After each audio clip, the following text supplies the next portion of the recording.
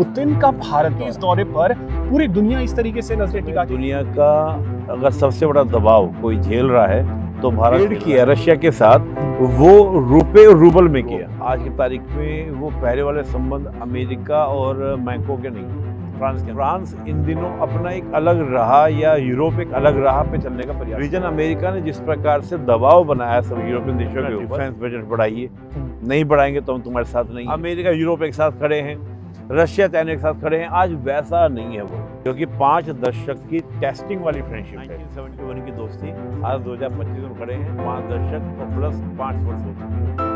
नमस्कार, आप देख रहे हैं न्यू दिल्ली पोस्ट, आपके साथ मैं हूं अभिषेक। रशिया के राष्ट्रपति व्लादिमीर पुतिन का भारत दौरा है और इस दौरे पर सिर्फ और सिर्फ देश नहीं बल्कि पूरी दुनिया की निगाहें टिकी हैं, और खास करके कुछ ऐसे देश जिसमें अमेरिका हो, यूरोप हो या फिर चाइना हो, इन सब की निगाहें टिकी हैं। इस दौरे के मायने क्या हैं, इससे भारत को क्या मिलने वाला है, और पूरी दुनिया क्यों पुतिन के इस भारत दौरे को लेकर इतनी ज्यादा नजर बनाए हुए है, चर्चा आज करेंगे। हमारे साथ निपुण आलमबायन जी हैं, विदेश मामलों के जानकार हैं, राजनीतिक विश्लेषक हैं और संविधान के बहुत अच्छे जानकार हैं। निपुण जी, लंबे वक्त के बाद बहुत स्वागत है आपका। बहुत धन्यवाद अभिषेक जी आपका। निपुण जी, सीधा सवाल यही कि पुतिन का भारत दौरा मतलब चल क्या रहा है, और पुतिन के इस दौरे पर पूरी दुनिया इस तरीके से नजरें टिका के क्यों बैठी है? देखिए अभिषेक जी, क्या है कि ये दौरा बहुत एक बड़ा मैसेजिंग देने के लिए भी है। इस समय दुनिया का अगर सबसे बड़ा दबाव कोई झेल रहा है तो भारत झेल रहा है, अमेरिका का, डोनाल्ड ट्रंप का। दुनिया का एक भी देश ऐसा नहीं है जिसके ऊपर अमेरिका के 50% टैरिफ हो, केवल भारत के ऊपर 50% टैरिफ है, 50% टैरिफ। तो ऐसे में पुतिन का विजिट करना ये एक स्पष्ट मैसेज है वेस्ट को कि भारत अपनी स्ट्रेटजिक ऑटोनॉमी बरकरार रखेगा, भारत किसी प्रेशर में नहीं आएगा, दबाव में नहीं आएगा। कल ही की बात अगर हम लोग करें, कल रशिया के जो स्पोक पर्सन है उन्होंने एक बात कही, बड़ी इंटरेस्टिंग बात थी कि हम चाहते हैं कि जैसे चीन के साथ हमारे संबंध सीमाओं से परे हैं और वो एक स्ट्रेटजिक पार्टनरशिप वाले हैं, हम चाहते हैं कि भारत के साथ भी हमारे वैसे ही रिलेशन बने अगर भारत चाहे तो यानी कहीं ना कहीं रशिया जो है उस बॉल को हमारी तरफ शिफ्ट कर देना चाह रहा है।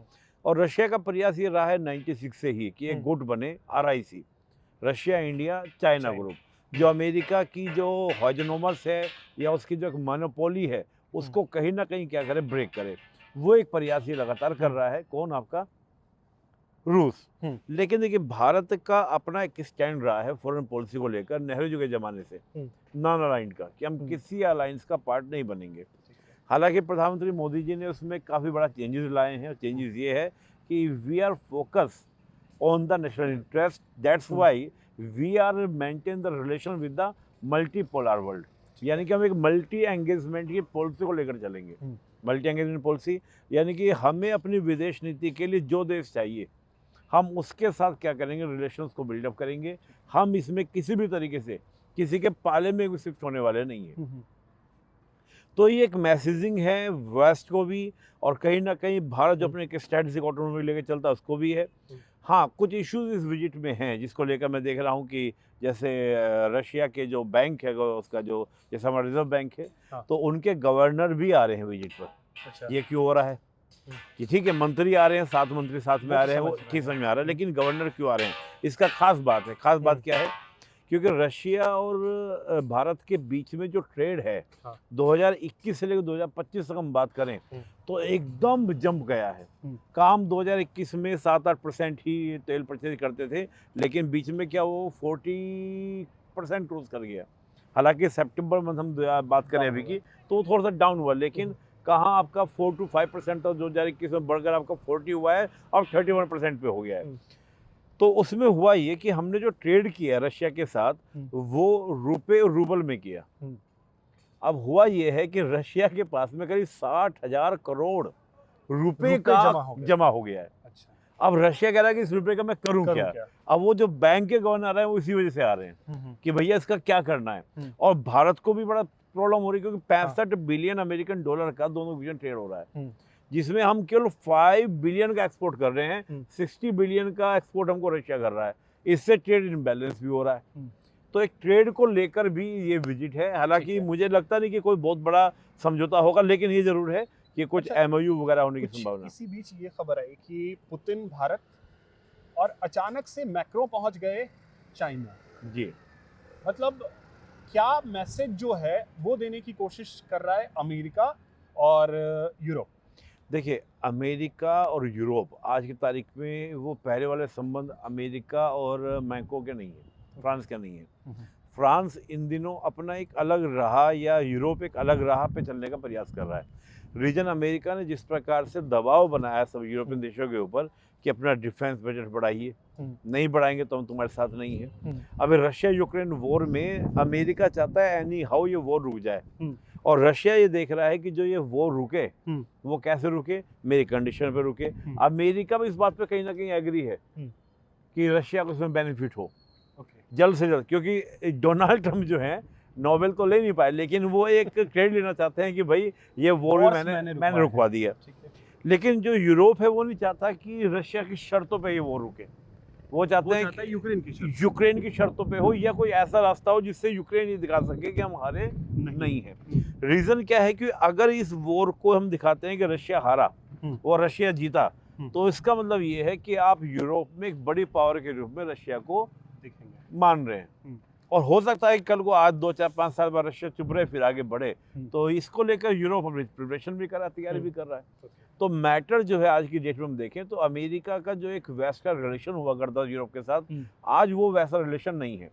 हालांकि अमेरिका ने कहा है यूक्रेन को कि हम यूक्रेन को नाटो का पार्ट नहीं बनाएंगे, पर नाटो की सिक्योरिटी गारंटी के अंदर ले लेंगे 10 ईयर्स की, जैसी बात चल रही है। अमेरिका बात बोल तो रहा है, लेकिन वो रशिया के दबाव में बोल रहा है कि हम नाटो का पार्टी बनाएंगे, लेकिन उसको लेकर भी रशिया आश्वस्त नहीं है। ये 10 ईयर की गारंटी क्यों देनी? उधर से EU में चाह रहा है यूक्रेन जाना, और यूरोप तैयार हो रहा है कि हम EU में ले लेते हैं।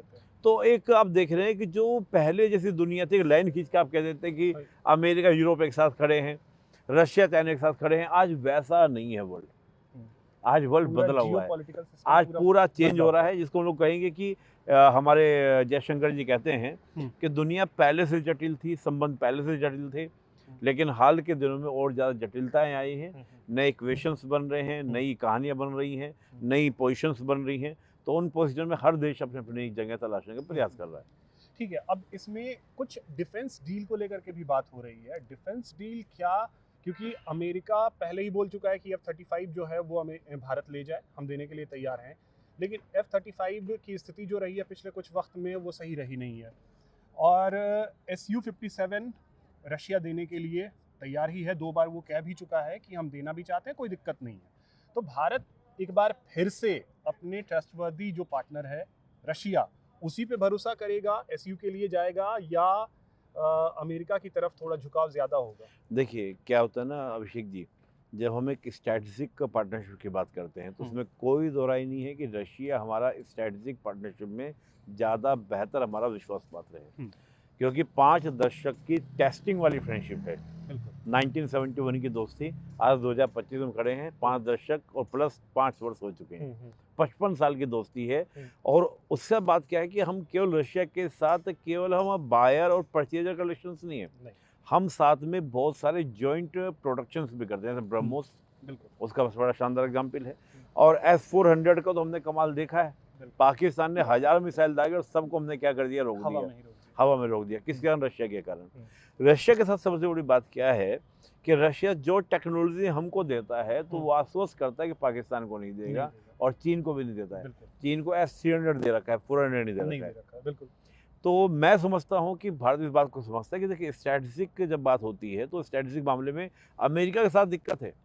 अमेरिका ने पाकिस्तान में कंडीशन लगा रखी है, F-16 दे रखा है, लेकिन उड़ाओगे तो हमारी मर्जी से, तो फिर लेने का फायदा क्या है? तो बात ये है। तो मुझे लगता है कि नहीं, भारत स्ट्रैटेजिक अगर बात करेगा, हाँ ये जरूर है कि जो रशिया पे हमारी एक डिपेंडेंसी रही है, कभी 70%, 75%, वो आज 50% के आसपास है। हम उसको मेंटेन रखेंगे क्योंकि रशिया को हमें साथ रखना जरूरी भी है, और मुझे लगता है कि एक स्ट्रैटेजिक पॉइंट ऑफ व्यू से बेटर भी है, क्योंकि इस बहाने हम चाइना को भी क्या करते हैं, बैलेंस कर लेते हैं, और रशिया भी चाइना को बैलेंस करने के लिए भारत से संबंध रखता है। बिल्कुल। तो हम ओवरऑल माने कि ये दौरा बेहद दिलचस्प होने जा रहा है, कितने डील्स होंगे नहीं होंगे ये तो आगे बातें पता चल 1-2 जाएगा, दिन में सब चीज़ें क्लियर हो लेकिन जाएंगी। दौरा बड़ा ही दिलचस्प होने वाला बहुत सारे देखिए क्या होता है ना कि एक मैसेजिंग होता है इन दौरों से। हालाँकि जब हमारे डायलॉग्स होंगे, वो जो वक्तव्य देंगे, फिर जो समझौते होंगे, उससे बहुत सारी चीज़ें क्लियर होंगी। है। बिल्कुल। लेकिन एक स्पष्ट मैसेजिंग है और आपने देखा जर्मन के जो एम्बेसडर हैं, तीनों ने मिलकर जो बैठ के लिखा आर्टिकल, हाँ, वो दिखता है, मैसेज दिखता है कि बिल्कुल दिखता टाइम्स ऑफ इंडिया में जो उन्होंने डाला उन्होंने, हाँ, हाँ, उससे स्पष्ट है कि बेचैनी है। बिल्कुल। चलिए निपुण जी, बहुत शुक्रिया, बहुत-बहुत धन्यवाद अभिषेक कीमती जी। समय आपने निकाला, अरे! बहुत शुक्रिया। तो आपका देखिए, हमेशा वेलकम है अभिषेक जी। पुतिन भारत आ रहे हैं और भारत के साथ रशिया के ऐसे संबंध रहे हैं जिस संबंध को भारत और प्रगाढ़ करना चाहेगा। बाकी क्या डील्स होते हैं, क्या चीज़ें होती हैं, ये तय 1 या 2 दिन में हो जाएगा। देखते रहिए न्यू दिल्ली पोस्ट। नमस्कार।